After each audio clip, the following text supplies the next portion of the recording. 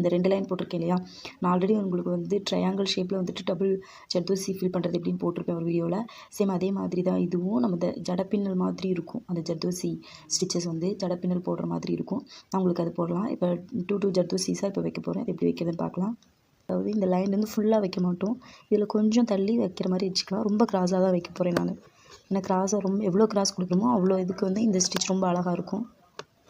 இதனால தான் அந்த மாதிரி வைக்கிறேன். எகெயின் ஷார்ட் ஸ்டிச் போட்டோம்.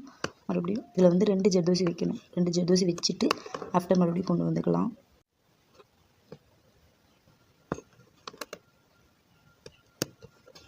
வச்சாச்சு. இப்போ மறுபடியும் என்ன பண்ணணும், இதனுடைய அதாவது இந்த ஜர்தோசியோட ஹாஃப்லேருந்து நம்ம இன்னொரு ஜர்தோசி வைக்க போகிறோம். இன்னொரு 2 ஜர்தோசி இப்போ கிராஸில் வைக்க போகிறோம். இந்த மாதிரி அதனுடைய ஒரு 3/4 சைஸுக்கு வந்து வந்துடும் அது.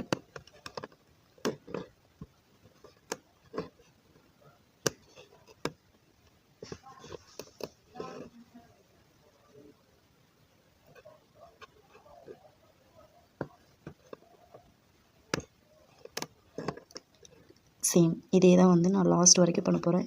கேப் இல்லாமல் இந்த 2 ஜர்தோசி எந்த ஜர்தோசிக்கு இடையில வந்துட்டு கேப் இருக்காது.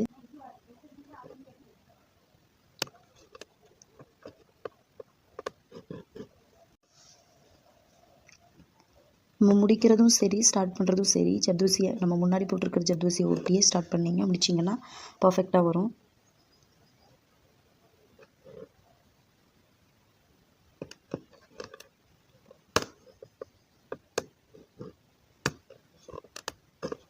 எகெயின் இந்த சைட்லேருந்து ஸ்டார்ட் பண்ணிக்கலாம். சேம் இதுதான் லாஸ்ட் வரைக்கும் உங்களுக்கு நான் காட்ட போகிறேன்.